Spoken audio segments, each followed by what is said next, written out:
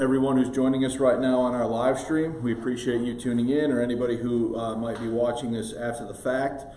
We're going to get started here shortly. I did want to just open one file, if I can find it quick enough.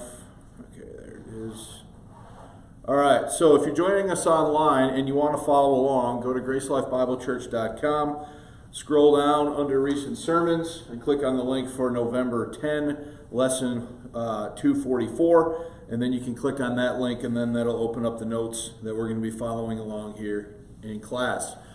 Those of you guys that are here in person, there are notes on the back table if you haven't already picked those up. So, since we are getting started late, let's get rolling. The notes are thick today. A lot of it's pictures and images of stuff that I tried to include, but we'll just sort of see how far we get and go from there, okay? So, lesson 244, assessing the printed history of the King James text. And what I want to do in this lesson is I want to try to bring things up through 1660, okay? So, let's look at the introduction. In lesson 243, we wrapped up our discussion of William Kilburn's circa 1660 piece, Dangerous Errors in Several Late Printed Bibles to the Great Scandal and Corruption of Sound and True Religion. In doing so, we noted the following conclusions from Kilburn's work. So I've repeated this here as the introduction. So this is what we sort of said in conclusion regarding Kilburn. Number one, based on the evidence furnished in his pamphlet outlining, quote, gross errors in the printings of the AV and the warning found in Revelation 22, 18 through 19, action needs to be taken to rectify the situation. So as you guys recall, did Kilburn identify a host of different printing errors in the King James editions between 1631 and 1660? Okay. Number two, he prays that God move the King's divine majesty and Parliament to act on behalf of the Commonwealth of England to ensure the printing of the Scriptures in their proper dialect, speech, and idiom. And those are his terms from Dangerous Errors. Thirdly, does not want the Scriptures to be carelessly and erroneously printed to the private advancement of certain parties. So I skipped the fancy word. So he does not want private parties to be advancing things in a careless and erroneous way as had been being done under the Commonwealth period under Cromwell.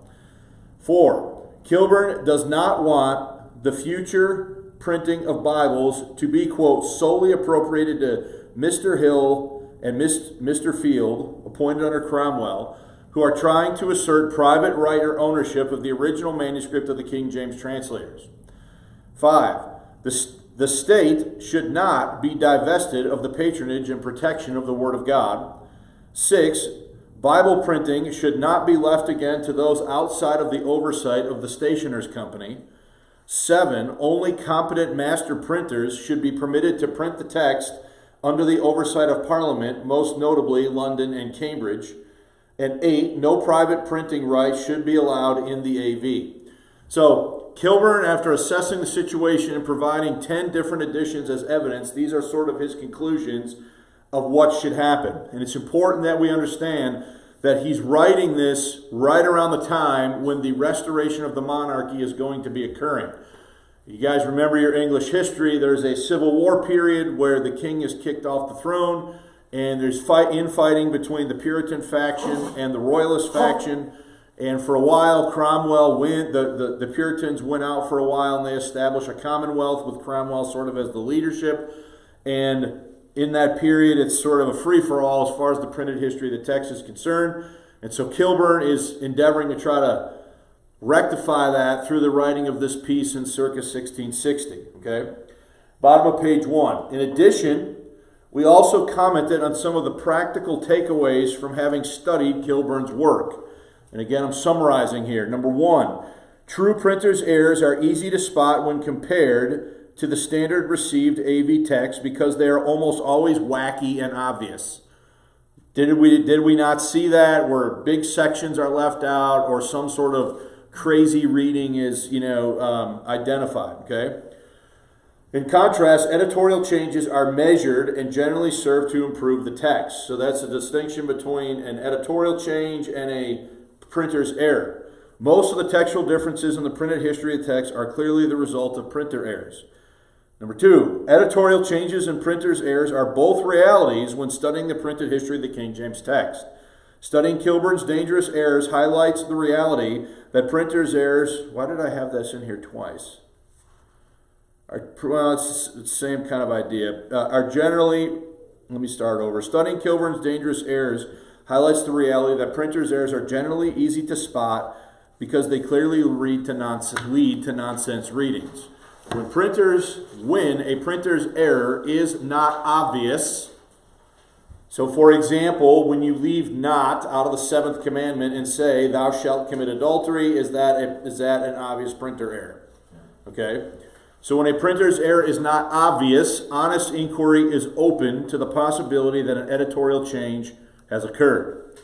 In the current lesson, we want to offer some final thoughts on the totality of Kilburn's work, as well as to discern the state of the text by the restoration of the monarchy in 1660. Okay? So, anybody have any comments or questions about the introduction before we move on? No? All right, so my first main point then is final thoughts on Kilburn's work. Prior to the publication of Dangerous Errors by Kilburn, an advertisement was printed in circa 1660 in the Wednesday, October 29 to Thursday, November 6, 1656 edition of Mercurius Politicus periodical. Okay? Now again, that is this periodical right here. Okay? Mercurius Politicus. It's a editorial piece, and you can see the dates here. Wednesday, October 29 to Thursday, November 6, 1656. And so at the end of this, there is the advertisement that I showed you guys last time regarding the Bible, and that regarding the printing of the Bible. And I'm going to find that page here, and it's at the bottom of this page right here, starting with the statement there in advertisement. Okay? So let's go back to the notes. So, I'm on page 2. This advertisement purported to be publishing a text that had been, quote, examined, corrected, and amended according to the original manuscript copy of the translators. All right? So that language, again, is right here. All right? Here it is. To be examined, corrected, and amended according to the original manuscript of the translators. So whoever took out this advertisement, are they claiming that they have the original manuscript of the King James translators and that they have examined, corrected, and amended the text according to this manuscript? Okay, now we did touch on this a little bit last week, but there's a few more things we need to say about it. Professor David Norton states the following regarding this advertisement in A Textual History of the King James Bible. Quote, the same advertisement that vaunted Field and Hill's possession of the translator's original also made much of their effort to set a standard by His Highness's printers as they styled themselves under Cromwell. So in other words, they have rights to print under Cromwell, but they are sort of calling themselves His Highness's printers. And Kilburn obviously has an issue with that because Cromwell is technically not a what? King. Okay? In a grand example of the pot calling the kettle black, Field and Hills observe that, quote, for the space of about 12 years past, the printing of the Bible lay in common. So in other words, anyone could what? With the result, quote, that many hundreds of very gross errors are escaped in the common impressions now abroad to the great scandal of religion and government and abuse of the people. Now, let's stop here. This is Hills and Fields saying this. Field and Hills, right? Yeah. What did I say the first time? Yeah. Did I say it right? Okay. The new edition, to be sold at the house of Henry Hills in Alstergate Street, next door to the sign with the peacock, remedies this situation. Okay? Now that is a reference down here, all the way at the bottom of the advertisement. Okay? Is now sold at the house of Henry Hills in Aldersgate Street, next to the door of the sign of the peacock.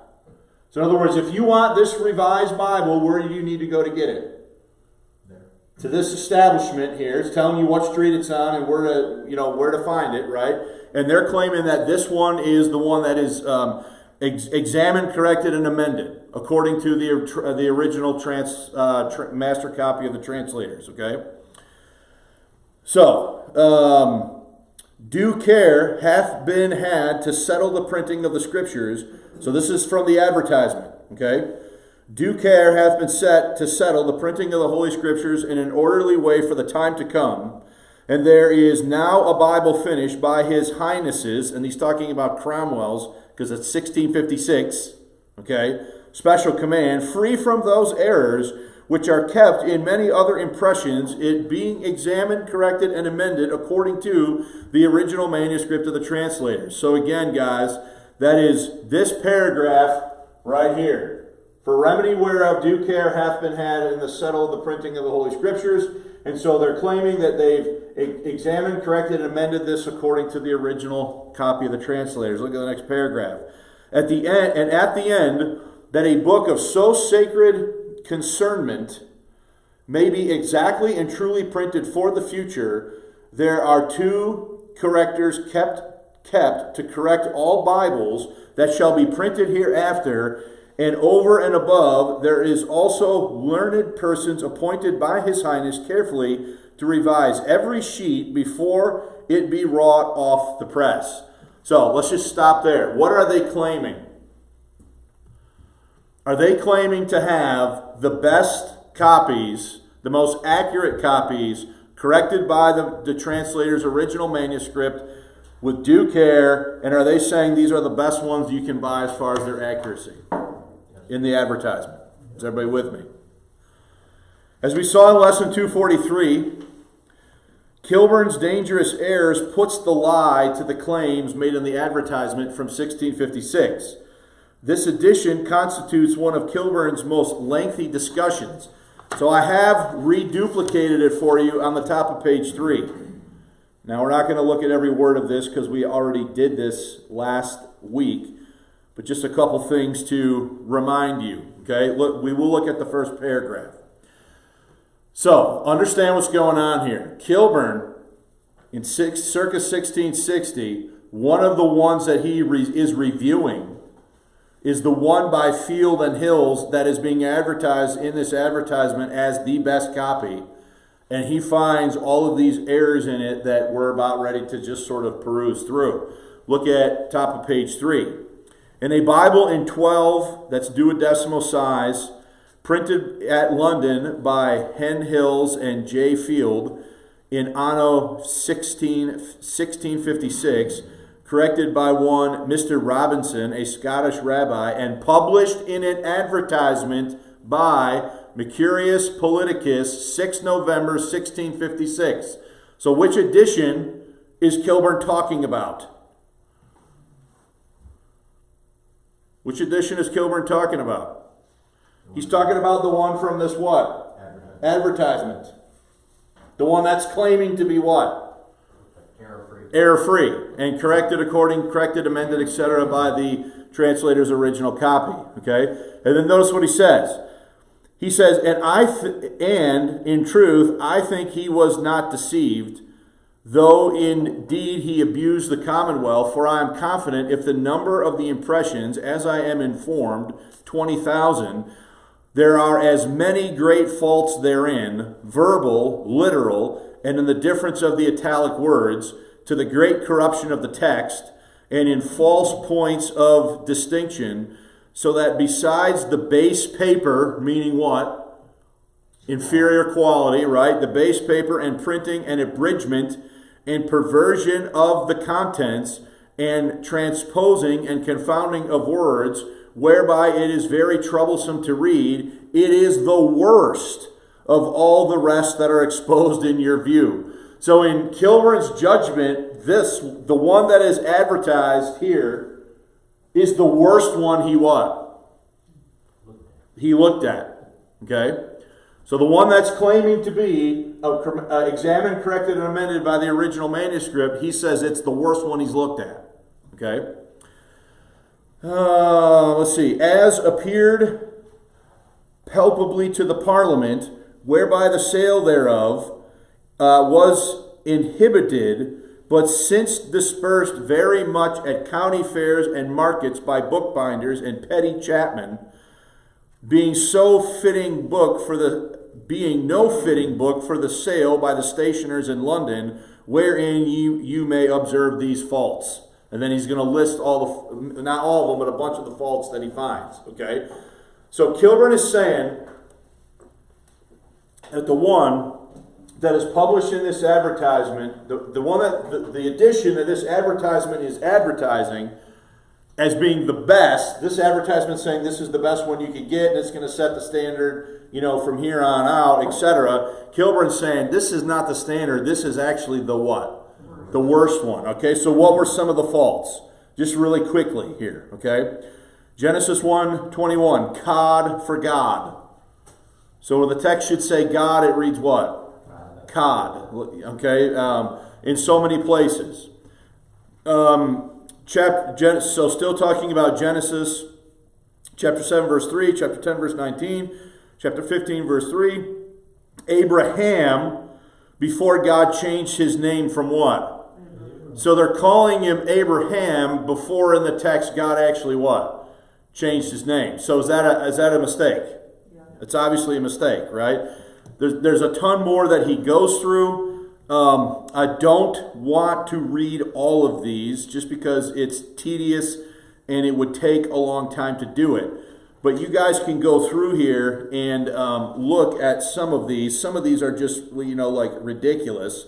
We did highlight down that paragraph, let's see here, right here, where he brings up, again, the Job 4:6 reading. There's a bunch of problems with other gross faults, just in creating somewhat like nonsense readings that don't make a lot of sense. And so we went over that. If you go to the next paragraph, he's going to address some issues in the Gospels related to problems.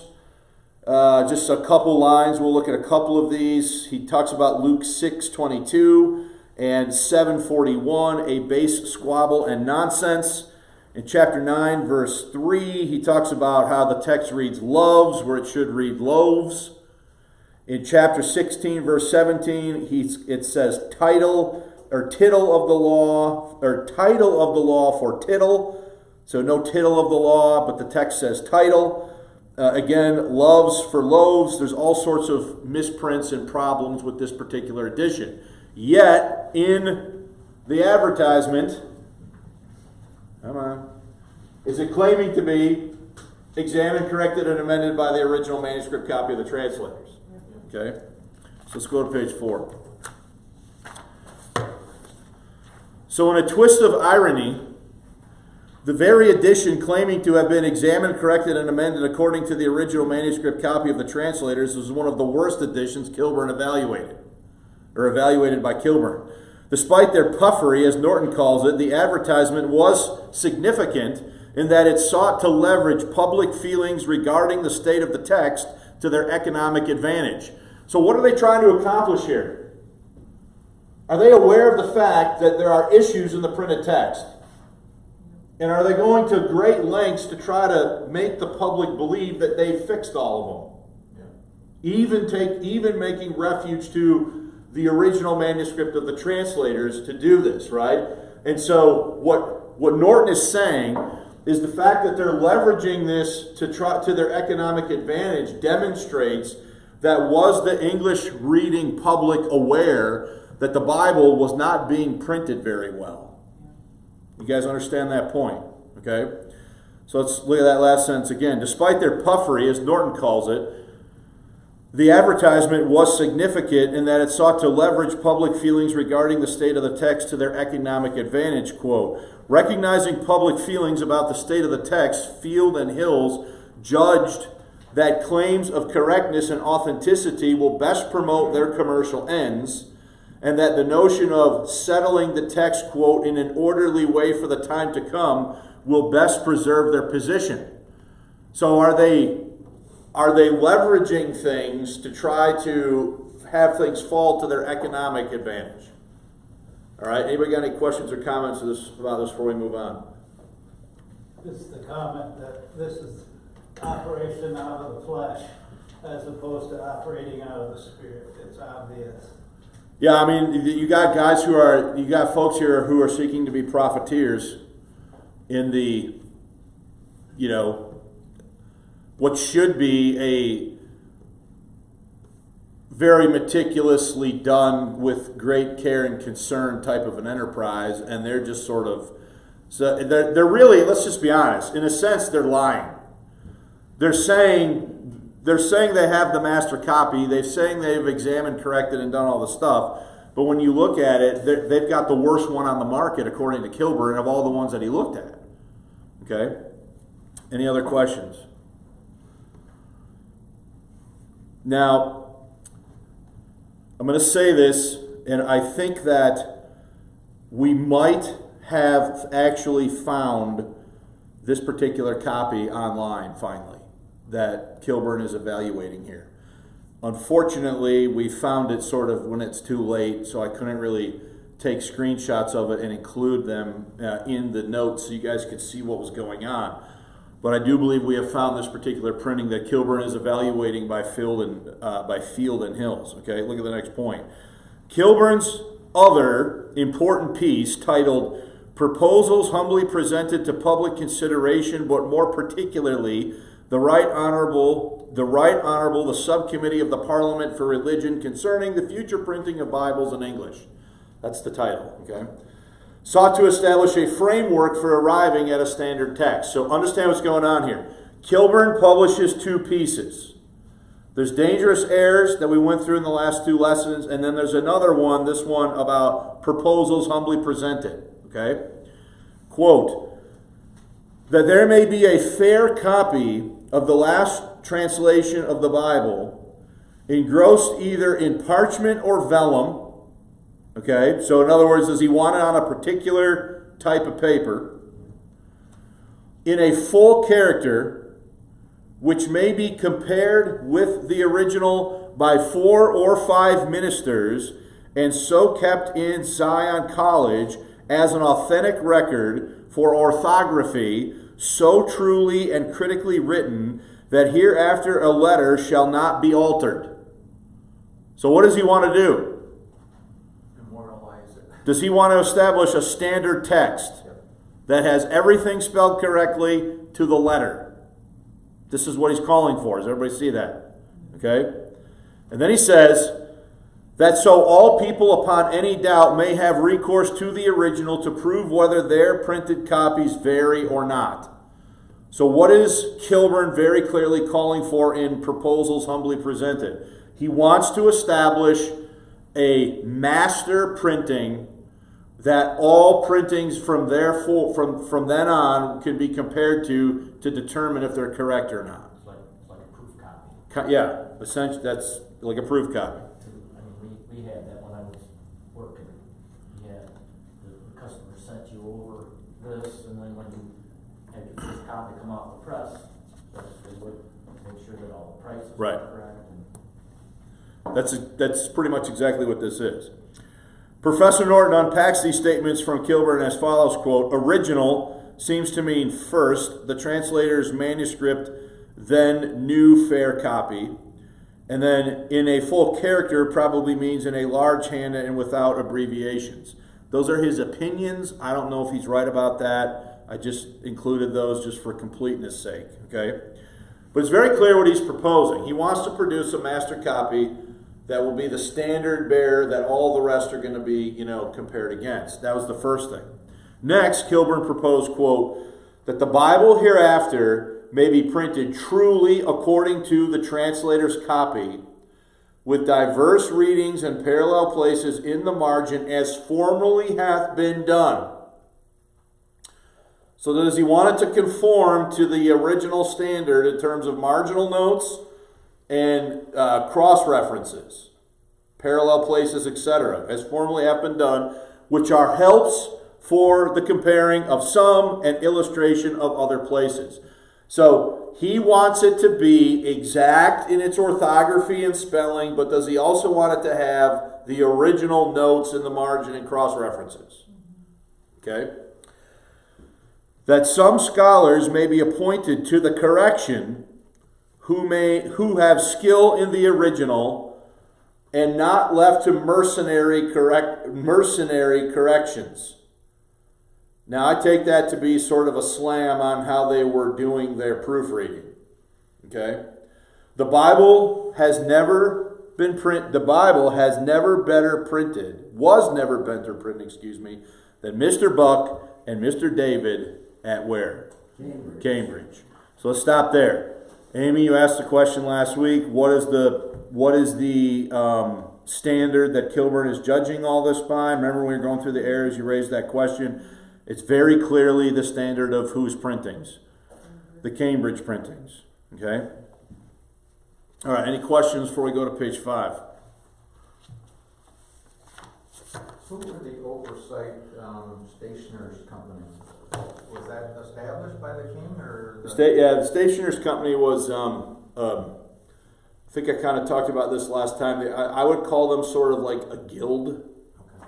I wouldn't call them a union the way that we would modernly understand a union, but they were a guild of like a printer's guild that had certain standards and so forth for what they were accepting as quality work. Okay. And I think they were also keeping track to some degree of like registered printing rights, copyrights, stuff like this. Similar in that way, maybe to our Library of Congress kind of a concept. I'm not totally sure all the details of everything that they did, but they did have some sort of oversight as far as print standards go. Anybody else? For the obvious printer errors, were they not corrected, or were they just observed and left? Or why weren't they corrected?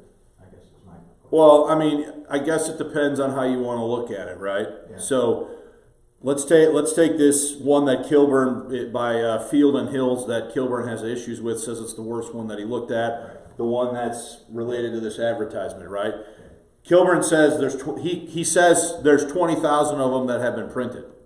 Okay, so they had 20,000 printing that they didn't really. So like that's just out in the ether now. Right. So I don't think Field and Hills are not like calling those back in to correct them. No. They're just sort of. But the next set of 20,000 that they print, have they corrected those errors? Well, first of all, I don't know if they printed another 20,000 or not, but it's an outstanding question. You would think that a reputable printer would want to fix any mistakes that they've made. But if you listen and when you read Kilburn, he seems to think that that's not the motivation. The motivation is money. Yeah. The motivation is profit, which means you're probably not all that concerned with going back through and meticulously checking to see that you're doing things correctly. You're more interested in getting things done so that you can get those things out there to be sold. Yeah. That would be my read of it, Bart. Yeah. Anybody else? So once all these errors are made known, then he's probably not going to have a very good business model after that. Yeah, well, that's an interesting twist regarding one of these guys, which we'll get to later on. But even when you read Kilburn, he's basically like, well, these 20,000 are basically refused to be sold by reputable sellers, so they're sold in the countryside at what he used a specific term. He said markets and fairs and markets, he says, or something to that effect, right? Where was that at? Flea markets, in other words. Yeah, like. Hey, my kind of guy. Yeah, it's being sold at the places that you guys are going all the time. So yeah, did you have a follow up there, Mike? What? No, that's okay. Top page 5.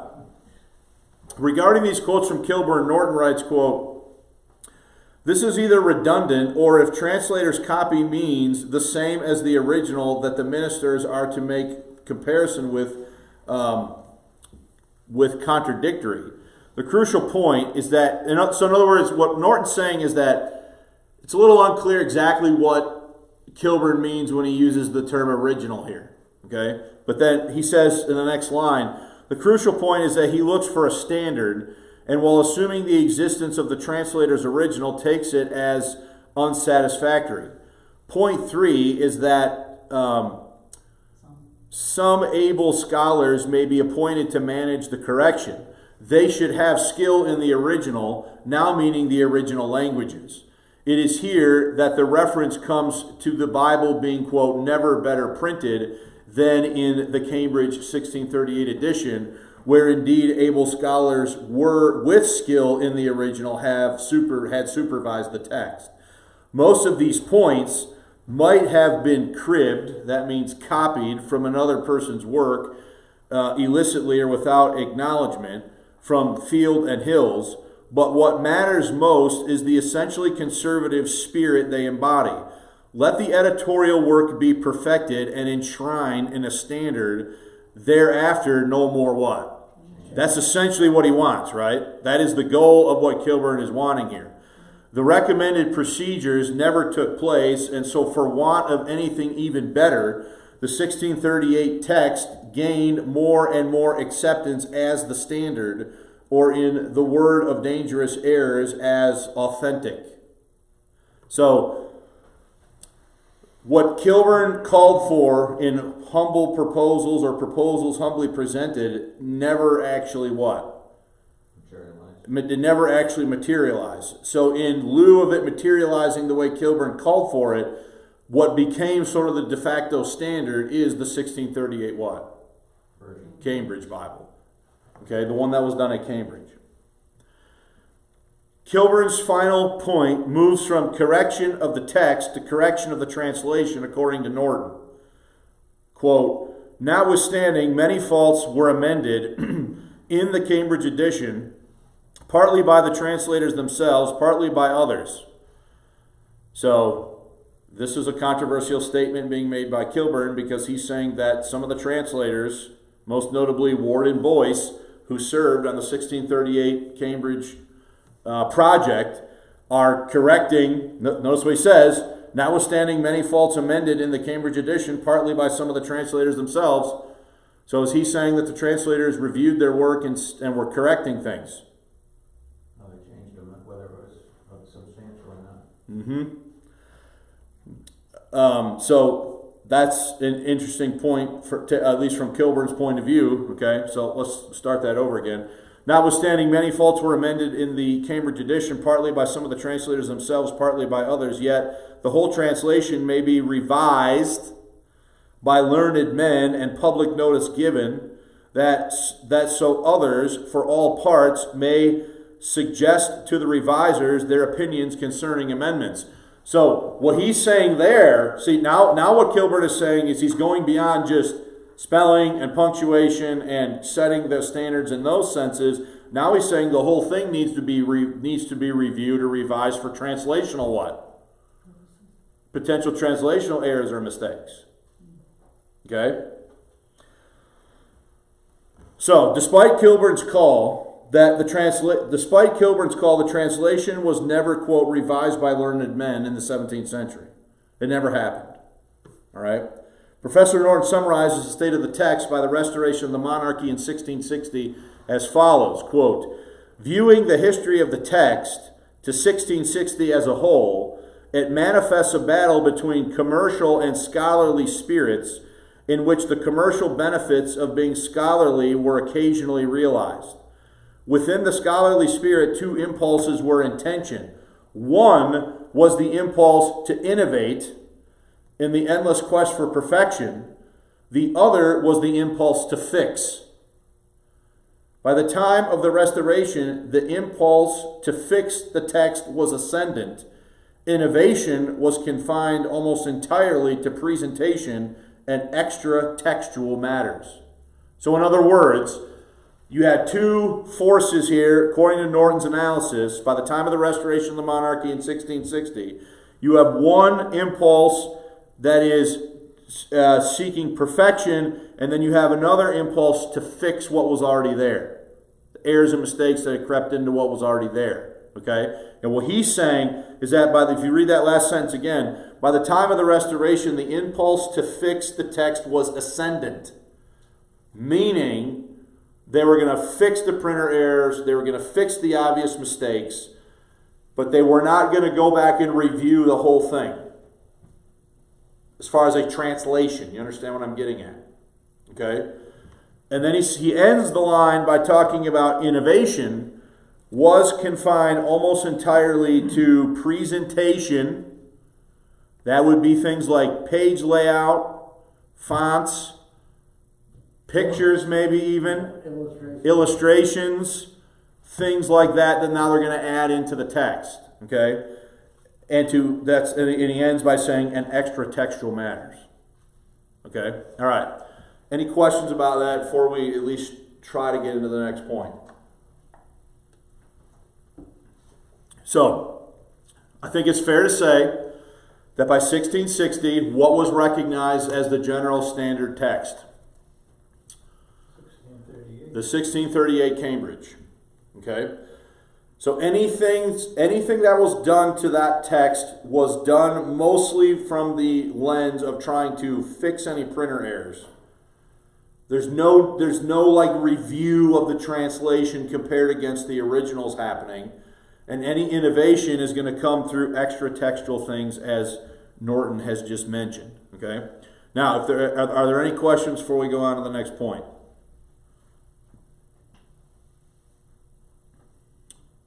No? All right. So, the state of the text in 1660.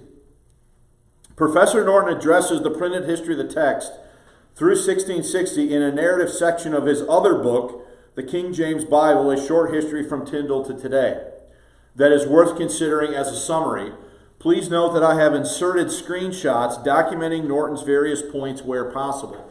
So what I've done is I've taken this text out of Norton's book and I've inserted screenshots of where we can show actual documentation that Norton is referring to. Okay? So I've sort of, in a way, annotated them or enhanced them by providing the photographs of certain things that I'm able to provide for you to look at.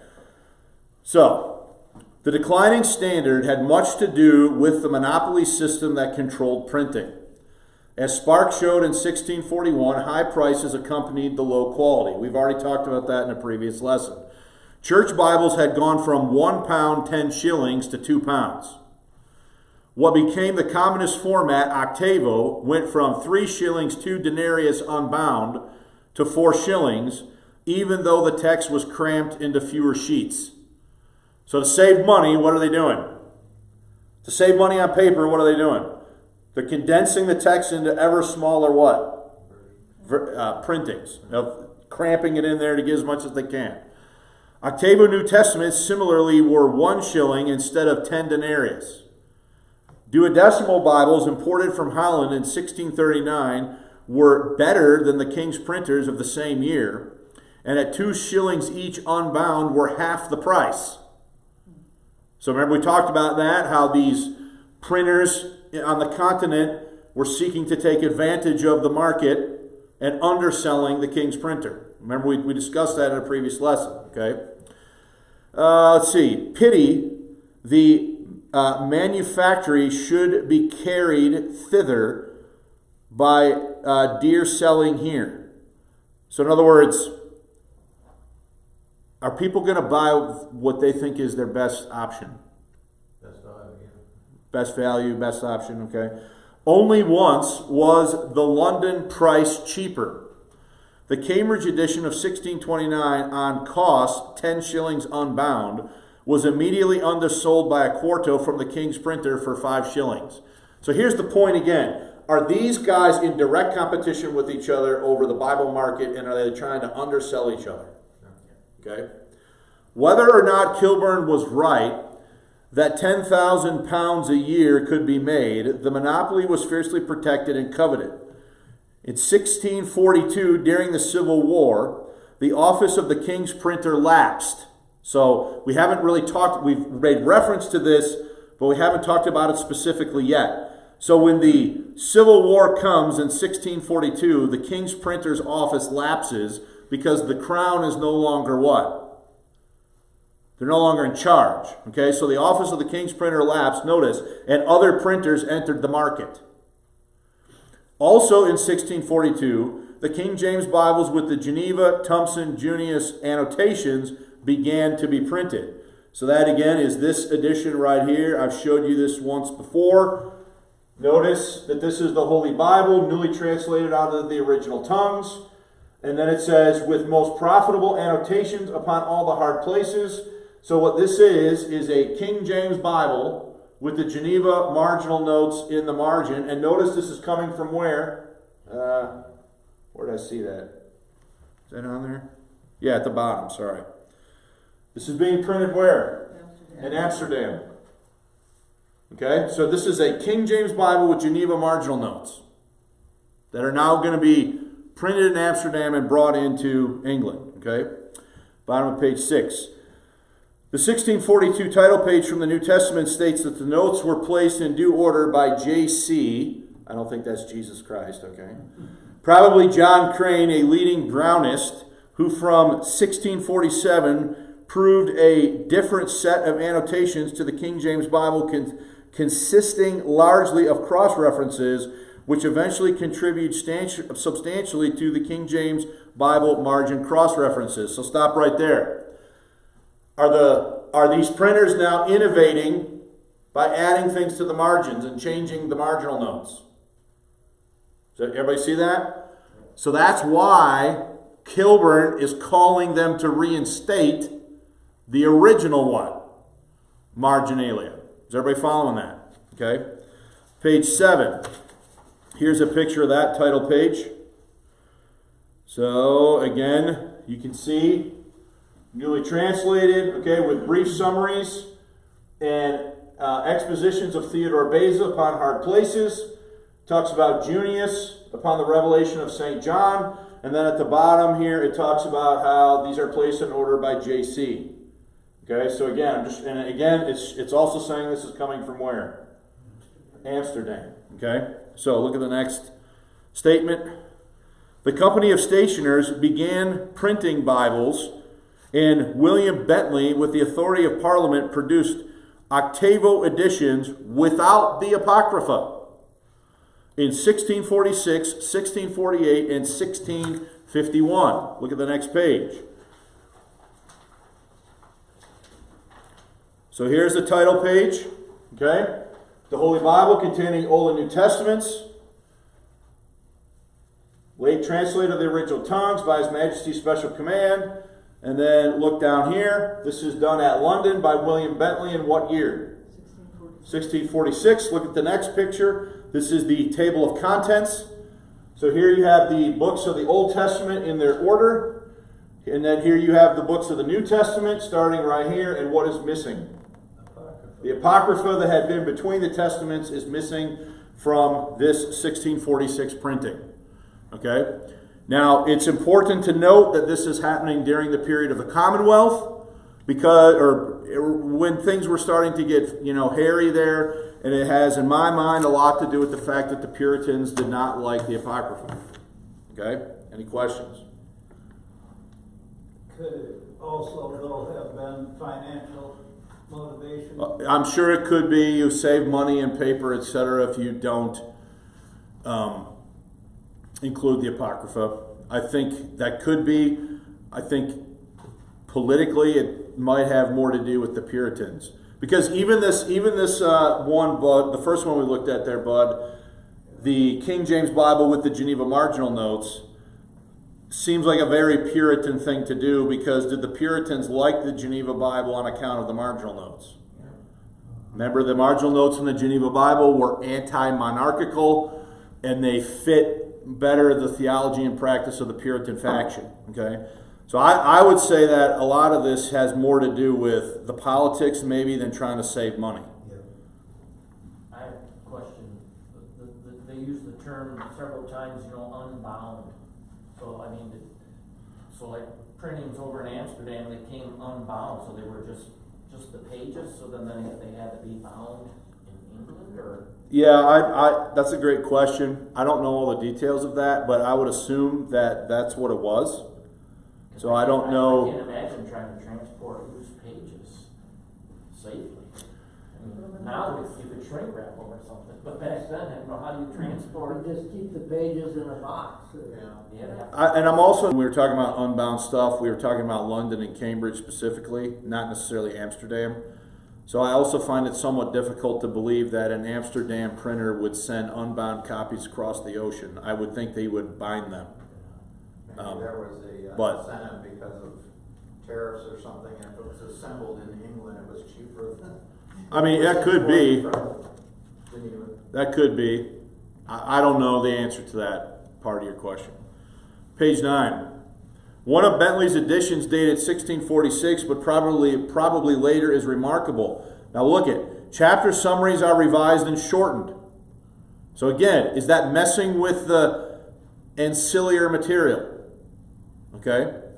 The notes are, after the beginning of Genesis, far fewer and almost completely independent, and the cross-references are greatly expanded and also independent, meaning they're unlike any of the other ones that have been printed. They have independent cross-references. So this makes more sense now, right, when you think back at what Kilburn's calling for. He wants all that stuff to be brought to the standard of Cambridge. Because now you've got Bibles going out that have different cross-references, different chapter summaries, different everything as this is unfolding here, okay? I should say different everything, but they're not identical is the idea. The notes are after I already read that, okay? Independent cross-references are greatly expanded and also independent. The marginal material commonly expands over a foot of the page, sometimes even between the chapters. It also introduced dates as they are commonly found in King James Bibles after 1701. And here's an example. Genesis is before Christ, and they date the year at 4004, which this is the beginning of that type of dating, okay? In 1648, John Field, so we're talking about Field again here, who was a dominant figure in Bible printing industry for 20 years, issued his first Bible as seen earlier, and then he references page 109.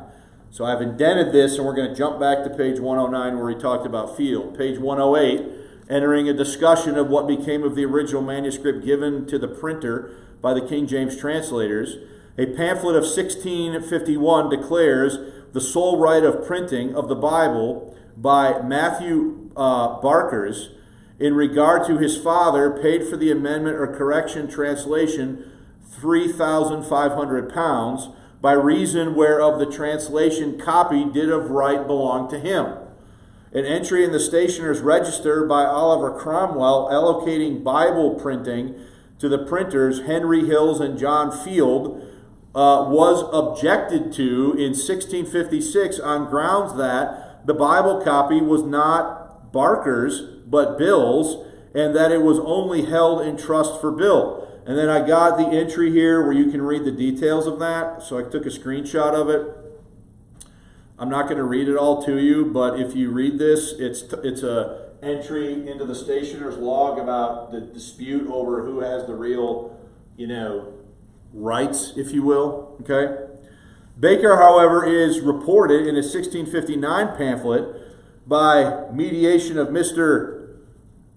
Marchemont Nedham, sold the several tomes of K. James's translation to Henry Hill John Field. So here's the entry of how this allegedly passes into the possession of Hills and Field. Then Barker, by mediation of Mr. Marchemont Nedham, sold the several tomes of King James's translation to Henry Hills and John Field printers by supposition, I believe that is, of absolute and private title. So that's a documentation of how they claim to have come into the possession of the master copy. This purchase of the Bible was probably in 1656 and cost Hills and Field £1,200. And then that brings us again back to our advertisement here. that we've been talking about. And again, here's the language. The said field and hills have a propriety by purchase visa the heirs of Robert Barker, which Barker expended many £1,000 in the charges of the translation, and in lieu thereof had conferred upon him by King James. And about 3 years ago, the heirs of Barker, upon the receipt of £1,200 from the said fields and hills, did deliver up them the original copy. Okay? So there's the documentation of all this stuff supposedly going down in the possession and changing over of these things. Okay? So later in 1656, a new edition of the Bible by Field and Hills was advertised in Needham's Mercurius Politicus as being examined, corrected, and amended according to the original manuscript of the translators. I'm going to skip that next screenshot and go to the next bit of text. This was advertising as we are used to it, Norton says. So in other words, this could be total garbage just to get somebody to what? Buy it. Okay? This is advertising as we are used to it. The value to Field and Hills of the Bible copy was the legitimacy it gave them as monopoly of the Bible copyright. Though we cannot tell which edition is being referred to, none of their editions from this time show any signs of examination, correction, and amendment. Rather, they were notoriously poor, and in the 1659 pamphlet defending them admits to faultiness. Okay? The letter references to the original are all secondhand and of questionable value. William Kilburn refers to Hills and Field, quote, purchasing the translator's copy made in 1611, and he also alludes to, quote, the original in his humble proposals. A pamphlet printed about June 1660 repeats Hills and Field's claim in an attack on them. They have, quote, obtained and now keep in their actual possession the manuscript copy of the late translation of the Bible in English, attested with the hands of the venerable and learned translators in King James's times ever since 6th of March, 1655. Now, if we go to page 11, you can see this being highlighted and accented here. Okay? Have not obtained, now notice the master copy of the translation of the Bible, the venerable learned and translators in King James's time, and notice right here, 6 March, and thereupon, by color of an unlawful and enforced entrance in the stationer's registry. So, in other words, is there a lot of potential smoke and mirrors and foul play going on in this? Is everybody following that? Okay, let's finish this because we're not going to get done in the time we have left. So I'm going to have to decide what I want to do about that, but I'll worry about that later. So finally, in a lawsuit against Christopher Barker, Roger Norton refers to the, quote, how do you say this? Moiety of the manuscript of the Bible in English called the Bible of King James's translation. Perhaps that partial or half manuscript, the moiety of the manuscript, is not the same manuscript as that referred to in other references, or perhaps is a variation on the report of several tomes, not impossibly it could refer to about 1602 or another volume of a similar sort. Speculation that the manuscript was lost in the Great Fire of London 1666 may be right, but there may be new discoveries waiting to be made. So it is generally understood that even if these guys had the original manuscript, even if they had it, that it was burnt and destroyed in the Great Fire of London in 1660. And then Norton goes on and he says, whatever the final manuscript was, there is no clear evidence that it was ever used for print after the first edition had been printed. So what does that mean?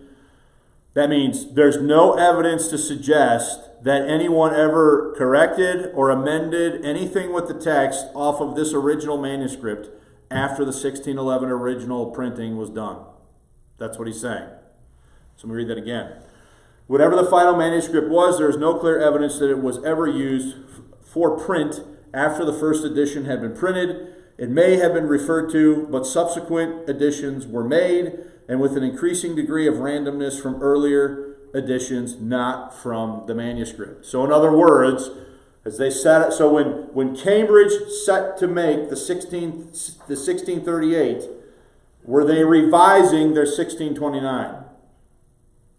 That was their basis. They did not go back to whatever this original manuscript was. Does that make sense? Okay. Now, unfortunately, that's all the time we have. Even if I had started on time, we wouldn't have time to get through the rest of this. So I'm going to have to give some thought as to what I want to do with this material. So let me think on that, and whatever happens, I would bring you guys, you'd have a new copy of the notes for next week. So any questions or comments? You know, they knew these guys were con guys. Why did they have them arrested? The king. Yeah, I mean, I think... I mean, they knew they were doing wrong. I think that possibly had the Civil War not come, and the king and the crown had remained in control, things might have been different. But that's not what happened. And so when the crown copyright lapsed, things just sort of got thrown in sort of the Wild West situation. And that's when you got anybody printing the text, a lot of these foreign guys coming in, all this stuff starts to happen. Okay? All right, we do have to quit. It's 10 o'clock. It's 1 minute after. So I'm going to decide what to do with the rest of this, and then we'll go from there. But you don't need to bring these with you next week. Okay? So I appreciate it.